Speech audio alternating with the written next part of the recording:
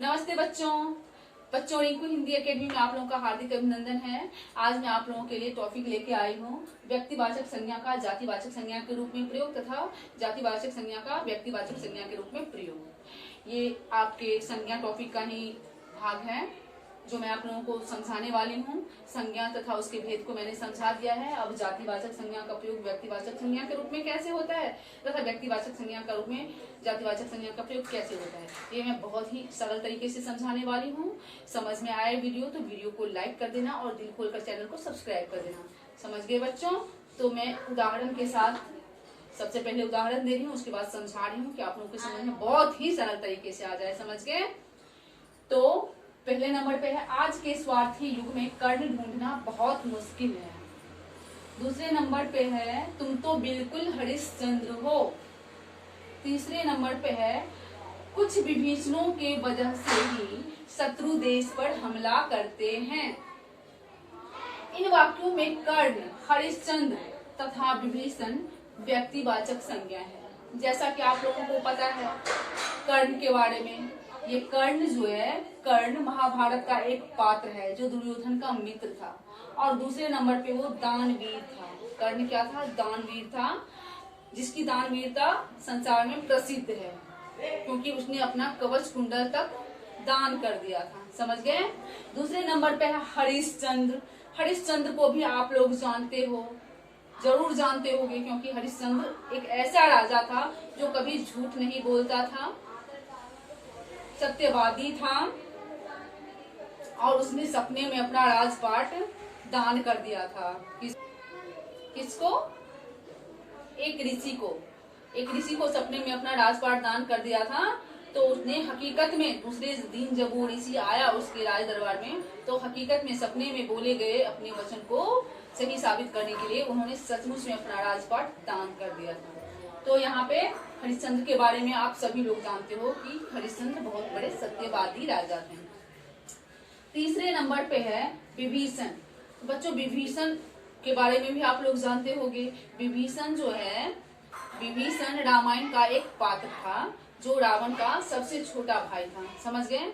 तो ये तीनों शब्द जो है कर्ण, हरिश्चंद्र और विभीषण एक व्यक्ति का, किसी न किसी व्यक्ति का नाम है ना। तो जिस व्यक्ति का नाम लेकर हम बोलते हैं वो व्यक्तिवाचक संज्ञा हो जाती है ना। तो यहाँ पे तीनों क्या है? व्यक्तिवाचक संज्ञा। समझ गए? क्लियर? तीनों व्यक्तिवाचक संज्ञा है, लेकिन ये जातिवाचक संज्ञा का रूप धारण कर लिया है। कैसे? ये मैं अभी आप लोगों को समझा रही हूँ। यहाँ पे देखो दानवीर, यहाँ पे दानवीर जो है, दानवीर सत्यवादी तथा गद्दार के अर्थ में किया गया है। यहाँ पे व्यक्तिवाचक संज्ञा, ये तीनों क्या है? तीनों पात्रों का जो नाम है कर्ण, राजा हरिश्चंद्र तथा विभीषण, ये तीनों जो है व्यक्तिवाचक संज्ञा है, किंतु इनका प्रयोग जातिवाचक संज्ञा के रूप में दानवीर, सत्यवादी तथा गद्दार के अर्थ में किया गया है। समझ गए ना? कर्ण और हरिश्चंद्र की गुण जो थे वो तो मैंने बता दिया आप लोगों को, है ना। लेकिन यहाँ पे विभीषण जो है, विभीषण के लिए गद्दार शब्द प्रयोग किया गया है क्योंकि विभीषण ने अपने भाई को छोड़कर रामचंद्र जी का साथ दिया था, जिस कारण रावण की हार हुई थी, यानी कि लंका की हार हुई थी। समझ गए? तो यहाँ पे है कि जब व्यक्तिवाचक संज्ञा किसी विशेष व्यक्ति का बोध न कराकर उस व्यक्ति के जैसे गुण या दोष से युक्त सभी व्यक्तियों का बोध कराने लगता है तो यह जातिवाचक संज्ञा बन जाती है। क्लियर? समझ में आ गया जातिवाचक संज्ञा कैसे बन जाती है?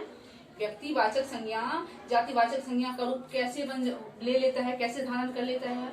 यहाँ पे मैंने आप लोगों को समझाया है कि जब व्यक्तिवाचक संज्ञा व्यक्ति विशेष न रहकर उस व्यक्ति विशेष का, उस व्यक्ति का जो गुण होता है या दोष होता है, उस गुण दोष से व्यक्त बहुत सारे लोगों का बोध कराने लगता है। समझ गए? तब ये जातिवाचक संज्ञा बन जाती है। क्योंकि यहाँ पे कर्ण, हरिश्चंद्र, विभीषण तीनों के बारे में बताया गया है कि आज के युग में कर्ण ढूंढना बहुत मुश्किल है। तो सच बात है, कर्ण के जैसे दानवीर आजकल के जमाने में कोई नहीं है। दूसरा, हरिश्चंद्र, तुम तो बिल्कुल हरिश्चंद्र बन गए हो। तो आजकल के युग में बिल्कुल हरिश्चंद्र के जैसे सत्यवादी कौन होगा? कोई नहीं, है ना।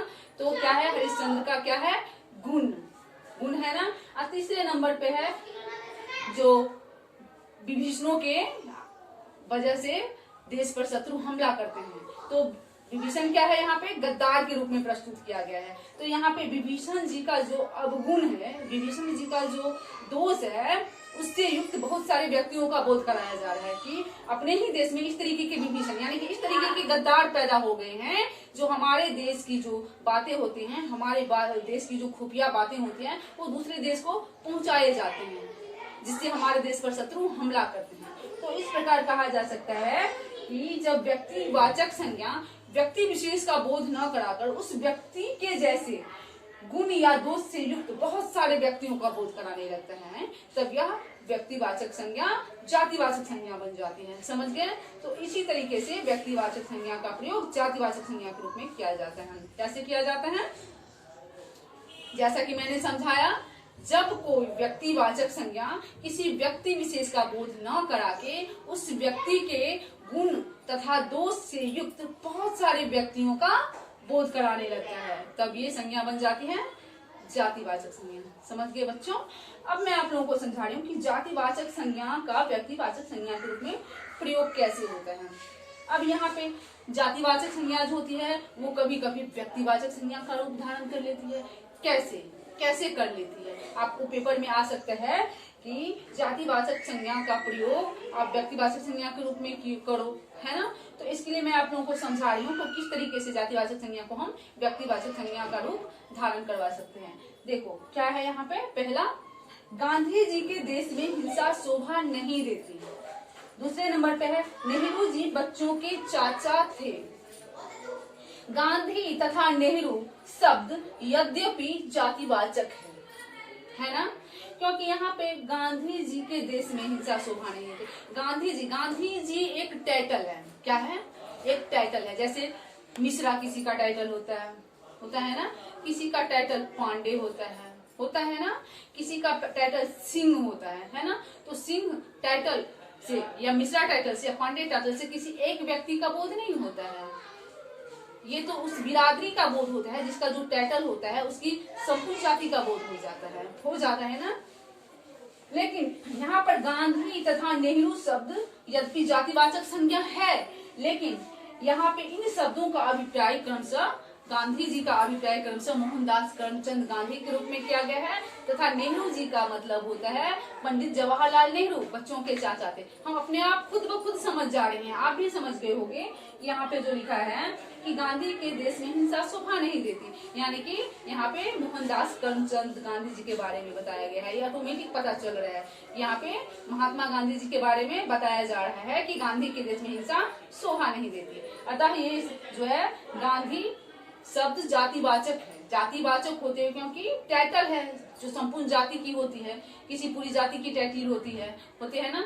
तो ये संपूर्ण जाति का बोध न कराकर महात्मा गांधी का प्रॉपर रूप से बोध करा रहा है। ऑटोमेटिक हम सब के समझ में आ रहा है कि गांधी के देश में हिंसा शोभा नहीं देती, मतलब महात्मा गांधी का यहाँ पे नाम लिया जा रहा है, महात्मा गांधी के विषय में यहाँ पे बताया जा रहा है। दूसरे नंबर पे है नेहरू जी बच्चों के चाचा थे। तो नेहरू भी टाइटल है, किसी बहुत बड़े वर्ग का टाइटल होगा नेहरू, है ना। तो ये जातिवाचक संज्ञा है। लेकिन यहाँ पे नेहरू जी बच्चों के चाचा हैं, इसके अभिप्राय से हम खुद ब खुद समझ जाते हैं कि नेहरू जी का मतलब पंडित जवाहरलाल नेहरू से है, जो हमारे स्वतंत्र भारत के प्रथम प्रधानमंत्री थे और उन्हें बच्चों से बहुत ज्यादा प्रेम था और बच्चे उन्हें चाचा कह के बुलाते थे। ये सबको पता है कि नेहरू जी बच्चों के चाचा थे और बच्चे प्यार से उन्हें चाचा कह के बुलाते थे। समझ गए ना।